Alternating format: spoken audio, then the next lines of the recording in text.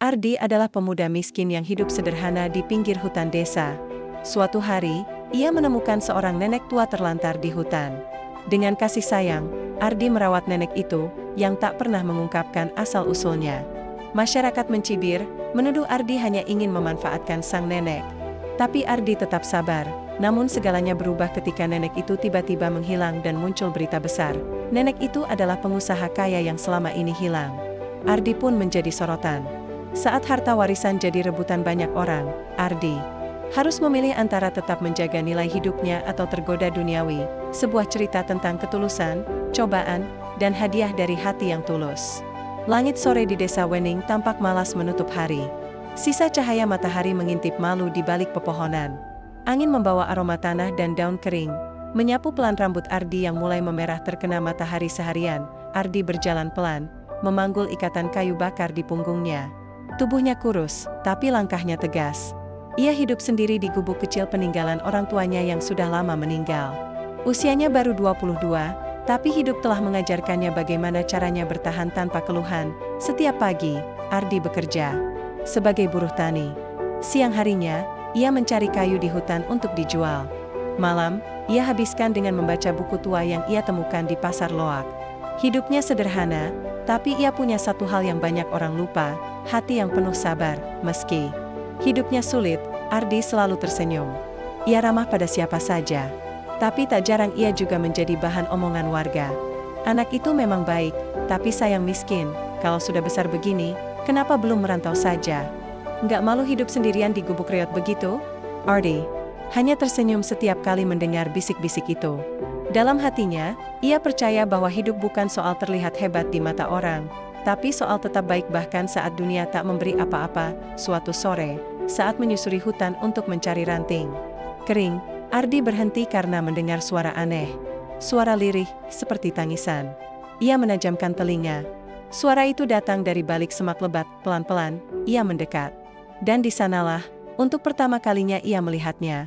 Seorang nenek tua tergeletak lemas, pakaiannya kotor dan robek, tubuhnya menggigil, matanya menatap kosong seperti tak tahu lagi harus berharap pada siapa. Ardi mematung sejenak. Siapa nenek ini? Dari mana asalnya? Kenapa bisa di sini? Tanpa banyak tanya, Ardi melepas jaketnya dan menyelimuti tubuh renta itu. Ia memeluknya perlahan dan berbisik pelan, "Tenang, Nek, aku bawa pulang ya, jangan takut." Di pundaknya, nenek itu bersandar. Dan sejak hari itu, hidup Ardi berubah, pelan-pelan, tanpa ia tahu, menuju sesuatu yang jauh lebih besar dari apa yang pernah ia bayangkan. Matahari telah tenggelam saat Ardi tiba di gubuk kecilnya, membawa tubuh renta yang masih lemas dalam pelukannya. Ia menyalakan lampu minyak di sudut ruangan, lalu membaringkan sang nenek di atas tikar lusuh yang biasa ia gunakan tidur. Hatinya terenyuh melihat tubuh yang begitu ringkih itu.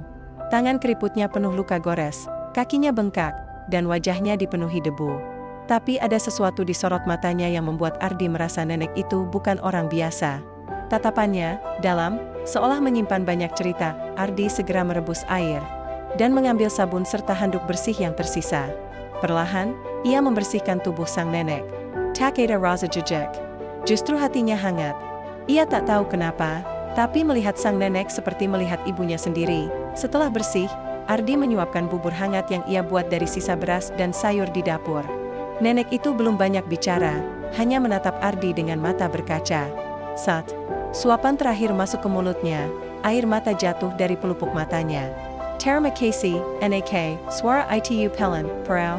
Tapi cukup jelas untuk membuat dada Ardi sesak. Namanya siapa, Nek? Tanya Ardi lembut. Nenek itu diam sejenak, lalu menggeleng pelan. Mungkin lupa. Mungkin trauma.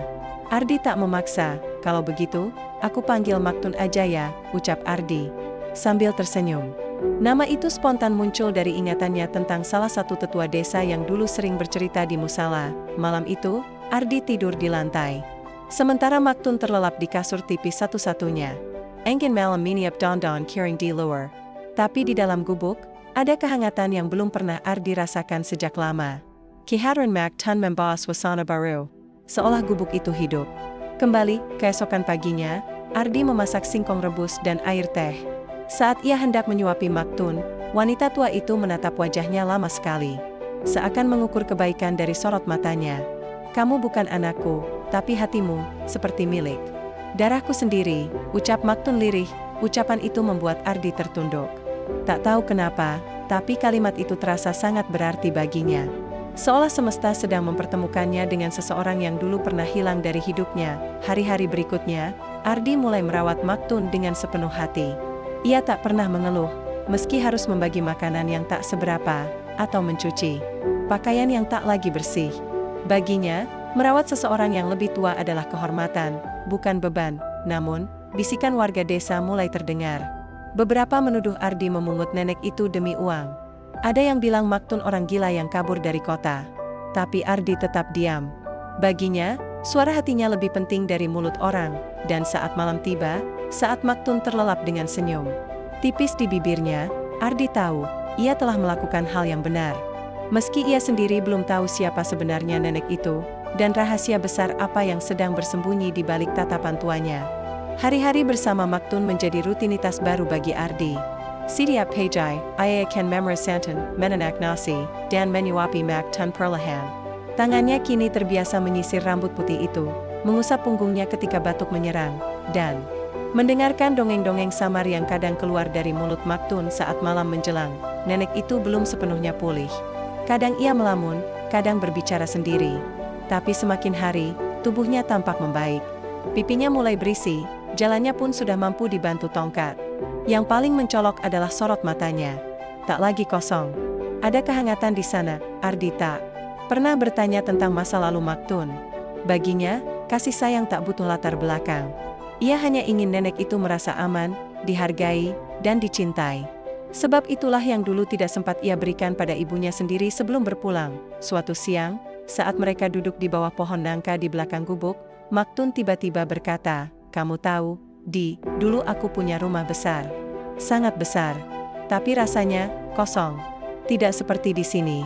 Ardi menoleh, menahan napas. "Di sini?" tanyanya ragu. Maktun mengangguk pelan. "Rumah besar tak berarti jika tak ada yang peduli. Tapi rumahmu, kecil, tapi hangat. Seperti pelukan." Ucapan itu mengendap dalam dada Ardi. Ia tak menjawab, hanya tersenyum kecil. Tapi di kepalanya mulai tumbuh pertanyaan, siapa sebenarnya Maktun? Ia sering menyebut hal-hal yang aneh bagi orang kampung. Istilah bisnis, nama-nama kota besar. Bahkan kadang mengigau dalam bahasa asing saat tidur. Pernah, Ardi mendengar Maktun menyebut dokumen saham dan villa di Batu. Tapi ia tak ingin menanyai lebih jauh. Ia takut menyakiti perasaan sang nenek. Sementara itu, kabar soal Maktun mulai tersebar. Warga bertanya-tanya siapa nenek tua yang tinggal di rumah Ardi. Beberapa datang menengok, tapi lebih banyak yang datang hanya untuk menggosip. Ada yang bilang Maktun orang gila yang kabur dari kota. Ada pula yang bilang Ardi memelihara dukun tua. "Kamu ini terlalu baik, Di," kata Pak Gino, tetangganya. "Zaman sekarang, orang baik sering disalahpahami." Ardi hanya tersenyum. Ia tahu, tak semua orang akan mengerti. Tapi itu tak penting. Yang ia tahu, seseorang yang lemah tak seharusnya dibuang. Ia yakin, kebaikan akan kembali pada waktunya. Malam itu, saat hujan turun, Maktun mendekati Ardi yang sedang membaca buku tua. "Kalau suatu hari nanti, aku tak ada, ingat ya, kamu sudah menanam benih kebaikan yang akan tumbuh besar sekali." Ardi menoleh cepat. "Maksud Maktun?" Nenek itu tak menjawab. Ia hanya tersenyum dan menatap hujan, seolah menyimpan rahasia besar di balik matanya yang mulai berkaca. Ardi diam. Tapi hatinya mulai berdebar. Ada sesuatu yang belum ia tahu, dan mungkin akan mengubah segalanya. Sudah hampir 2 bulan Maktun tinggal bersama Ardi. Di mata Ardi, nenek itu seperti ibu yang dikembalikan Tuhan dalam wujud baru. Tapi tidak begitu bagi warga desa. Semakin hari, omongan mereka semakin menjadi, jangan-jangan itu nenek simpanan orang kaya yang dibuang. "Nanti bawa sialoh," bisik Bukarsi ke tetangga depan rumah. "Aku dengar dari orang pasar, si Ardi itu lagi ngurus surat warisan. Nenek itu katanya dulunya punya toko emas," sambung yang lain, padahal tak ada satupun yang tahu pasti. Sementara, Ardi tetap menjalani hari-harinya seperti biasa. Ia tetap bekerja di sawah, pulang ke gubuk kecil, merawat Maktun, dan kadang menolak pemberian dari orang-orang yang penasaran ingin menyumbang. Baginya, merawat orang tua bukan proyek sosial, apalagi bisnis. Namun, tatapan warga mulai berubah. Bukan sekadar penasaran, Kini mulai ada sinisme. Suatu pagi, ketika Ardi pulang dari ladang, ia menemukan rumahnya dikerumuni orang. Ternyata Mak Tun mengigau keras, menyebut nama-nama aneh. Suryo, Gilang, semua sudah aku tinggalkan, di bawah lantai kayu. Warga mulai heboh. Ada yang bilang Mak Tun punya emas terpendam. Ada pula yang menyarankan membawa Mak Tun ke panti jompo agar lebih aman. Ardi gusar, tapi ia tetap tenang. Ia menyuruh warga pulang dengan sopan. Saat malam tiba, ia duduk di depan tungku, memandangi Mak Tun yang tertidur. Nek, siapa Suryo? Gilang? Dan apa maksudnya, lantai kayu, itu? Bisiknya lirih, tapi Mak Tun hanya tersenyum setengah sadar dan menggenggam tangan Ardi. Harta itu, bukan cuma yang bisa kau pegang, tapi siapa yang kau rawat dalam hatimu. Keesokan harinya, seseorang dari kota datang ke warung desa. Berpakaian rapi, dengan mobil sedan berdebu parkir di depan. Ia menunjukkan foto seorang wanita lansia kepada warga. Pernah lihat ibu ini? Tanyanya serius. Pak RT memandang lekat. Sepertinya, mirip dengan nenek yang tinggal sama Ardi. Laki-laki itu terdiam. Ia menyimpan fotonya kembali, lalu tersenyum dingin. Baik, saya akan mencarinya sendiri. Hari itu, Ardi merasa ada yang mengintai rumahnya dari balik pohon pisang. Bayangan tinggi dengan jaket hitam. Ia menoleh cepat, tapi sosok itu menghilang. Perasaannya tak enak. Di malam yang sepi, suara Mak Tun kembali mengigau. Kali ini lebih jelas. Mereka akan datang. Mereka pikir aku mati, tapi aku masih hidup, dan aku sudah memilih. Ardi tak bisa tidur malam itu. Ia mulai menyadari satu hal, Mak Tun bukan sekadar nenek tua yang dibuang di hutan. Ia adalah kunci dari sesuatu yang besar. Dan waktunya, sebentar lagi. Pagi itu sunyi. Terlalu sunyi. Biasanya, Ardi akan bangun dan mendengar batuk-batuk kecil dari sudut kamar tempat Mak Tun tidur. Tapi kali ini, tak ada suara. Hening seperti hutan yang menahan napas, ia melangkah pelan menuju kamar. Tikar tempat. Mak Tun biasa tidur rapi, tapi kosong. Selimut terlipat. Tak ada jejak. Tak ada pesan. Nek, panggil Ardi. Suaranya gemetar. Ia berlari ke belakang rumah, memeriksa kebun kecil, sumur, bahkan jalan setapak ke arah hutan. Takeda. Mak Tun. Lenyap. Seolah menghilang begitu saja dari dunia. Panik menggulung dadanya. Keringat dingin membasahi lehernya. Tuhan, jangan bilang dia diambil orang, pikirnya. Ardi langsung berlari ke rumah Pak RT. Warga dikumpulkan. Pencarian digelar. Beberapa warga awalnya enggan membantu, masih curiga pada Ardi. Tapi karena berita soal orang kota yang datang kemarin, mereka mulai sadar, ini bukan hal sepele. Pencarian berlangsung seharian. Hingga menjelang sore, ketika Ardi sedang duduk lemas di balai desa, suara televisi warung memanggil perhatiannya. Berita utama, pengusaha wanita yang hilang 2 tahun lalu ditemukan dalam keadaan selamat. Ia ditemukan oleh seorang pemuda miskin di sebuah desa terpencil. Ardi menoleh cepat. Matanya membelalak. Di layar, muncul wajah Mak Tun, duduk di kursi roda, dikelilingi polisi dan wartawan. Meski pakaiannya sudah diganti, wajah itu tidak mungkin salah. Mak Tun, bisik Ardi, suaranya tercekat. Warga mulai berdatangan. Semua terdiam, menatap layar yang kini menampilkan nama lengkapnya, Sukmawati Halim, 74 tahun, pendiri PT Cahaya Makmur Group, perusahaan properti terbesar di Jawa Timur. Seluruh desa seolah lumpuh. Warga yang semula mensabar kini saling pandang, bingung dan kaget. Ardi? Ia hanya menunduk. Hatinya kosong. Tak lama, 2 mobil mewah memasuki desa. Seorang pengacara turun, mencari Ardi. Mereka membawa surat. Isinya, Bu Sukma, atau Mak Tun, meminta agar Ardi dibawa menemuinya ke rumah sakit kota. Ardi berangkat malam itu juga. Dengan baju seadanya dan sandal jepit. Sesampainya di rumah sakit, Mak Tun langsung memeluknya begitu kuat, di depan banyak orang. Kamu, malaikatku, bukan anakku, tapi lebih dari darah dagingku sendiri. Ardi tak bisa berkata apa-apa. Ia hanya menggenggam tangan keriput itu.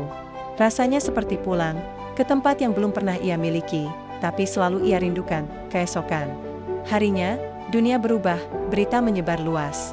Banyak media mencari Ardi. Beberapa kerabat jauh Mak Tun, yang menghilang sejak 2 tahun lalu karena konflik perebutan perusahaan, tiba-tiba muncul, menggugat dan menuntut hak waris. Namun Mak Tun sudah mengambil keputusan. Ia menandatangani surat wasiat baru. Semua kekayaannya, rumah, aset, bahkan saham perusahaan, akan diwariskan pada satu nama, Ardi. Bukan karena dia menolongku, tapi karena dia mencintaiku tanpa tahu siapa aku. Dalam sekejap, Ardi Buchan, lagi pemuda miskin di desa kecil. Ia menjadi pusat perhatian, pusat perdebatan, dan pusat incaran banyak orang, tapi belum selesai. Di balik warisan itu, masih ada bayang-bayang yang mengintai. Keponakan Maktun, Gilang, diam-diam menyusun rencana. Kita lihat, seberapa kuat anak kampung itu menjaga harta yang bukan miliknya. Ardi tidak tahu, badai yang sesungguhnya baru saja dimulai. Warisan yang datang tiba-tiba tak selalu membawa kebahagiaan. Dalam kasus Ardi, itu seperti badai besar yang mengguncang hidupnya dari segala arah. Sejak berita tentang wasiat Maktun muncul, telepon tak henti-hentinya berdering di kantor hukum yang menangani warisan. Wartawan mengepung halaman rumah sakit. Bahkan gubuk tua Ardi di desa Wening kini dipenuhi orang-orang penasaran, mengabadikan rumah sederhana itu seolah situs bersejarah. Namun tidak semua datang dengan niat baik. Gilang, keponakan Maktun, muncul ke publik. Mengenakan jas rapi dan senyum penuh muslihat, ia menyatakan bahwa sang nenek tidak dalam kondisi stabil saat membuat wasiat. Ia bahkan menggandeng pengacara ternama dan menuntut pembatalan surat warisan. Kami punya bukti bahwa Ardi memanipulasi kondisi nenek.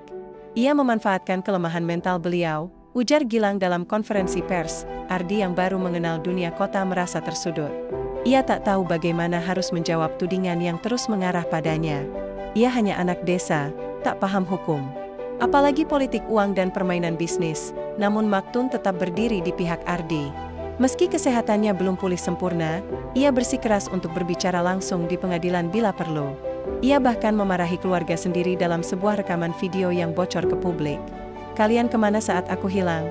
Kalian sibuk saling rebut kursi. Ardi merawatku ketika aku tak punya siapa-siapa. Sementara itu, tekanan makin menjadi remah.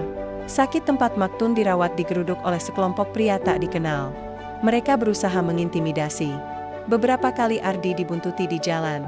Bahkan surat ancaman sampai ke tangannya, kalau kamu pintar, mundur sekarang. Sebelum semuanya hancur, Ardi mulai goyah. Ia duduk berjam-jam di balkon rumah sakit, menatap lampu-lampu kota yang gemerlap. Dunia ini asing baginya. Paising, penuh tipu daya, naman di malam penuh keraguan itu, Maktun menggenggam tangannya. Harta ini bukan tentang uang, tapi tentang siapa yang pantas menjaga nilai. Kalau kamu menyerah, mereka menang. Dan Buchan, karena mereka benar, tapi karena kamu terlalu baik untuk melawan. Ardi terdiam. Dalam hatinya, ia tahu, hidup sedang mengujinya. Ketulusan, yang dulu cukup di desa kecil, kini dipertaruhkan di tengah dunia besar yang kejam. Ia berdiri keesokan harinya, menandatangani dokumen hukum, membentuk tim bantuan hukum dari saran pengacara Maktun. Dan yang paling penting, ia tak akan lari. Kalau warisan ini hanya untuk memperkaya diriku, aku tak butuh. Tapi kalau ini bisa mengubah hidup orang lain seperti Maktun mengubah hidupku, maka aku akan jaga sebaik-baiknya. Perlawanan pun dimulai, dan perang itu bukan soal uang semata, tapi tentang hati, melawan kerakusan. Ardi duduk sendiri di ruang tamu hotel tempat ia sementara tinggal di kota. Di hadapannya tumpukan dokumen legal, surat gugatan, dan proposal bisnis dari orang-orang yang dulu tak mengenalnya. Semuanya menawarkan bantuan, tapi terselip motif yang menyengat, ambil bagiannya, atau dilindas sistem. Hidupnya kini bagaikan papan catur. Semua gerakan harus diperhitungkan. Sekali salah langkah, bukan cuma harta yang lenyap, tapi juga nama baik Maktun yang telah memperkayainya sepenuh hati. Sementara itu, pengadilan mulai mendesak sidang pembuktian. Gilang dan tim pengacaranya membawa rekam medis Maktun, bersikeras bahwa sang nenek dalam kondisi pikun dan emosional saat membuat wasiat. Ardi hadir di ruang sidang dengan kemeja pinjaman dan sepatu murahan. Tapi ia berdiri tegak. Di sampingnya, pengacara kecil yang dibantu oleh tim sosial dari Yayasan Hukum Pro Bono, relawan yang tersentuh kisahnya. Di tengah sidang, Maktun hadir. Tubuhnya lemah, tapi suaranya lantang. Saya tidak pikun. Saya tidak gila. Saya hanya tersesat dalam dunia yang tak mengenal kasih. Dan Ardi menemukanku, bukan karena ia tahu siapa aku, tapi karena ia tahu bagaimana mencinta. Seluruh ruangan hening. Gilang terlihat mulai gelisah. Ia menunduk, dan saat Ardi melihat mata pria itu, ia tak lagi melihat amarah, melainkan ketakutan akan kehilangan kuasa. Setelah sidang, Ardi dan Maktun duduk berdua di taman rumah sakit. Angin sore menghembuskan daun-daun kering. Nak, Ucap Ardi pelan, kalau nanti semua harta ini resmi jadi milikku, aku mau bagi sebagian besar untuk bangun rumah singgah, sekolah gratis, dan panti jompo. Aku enggak mau hidup sendirian di rumah besar seperti yang nenek pernah rasakan. Mactan Manali Perlahan. Senyumnya lembut, matanya berkaca.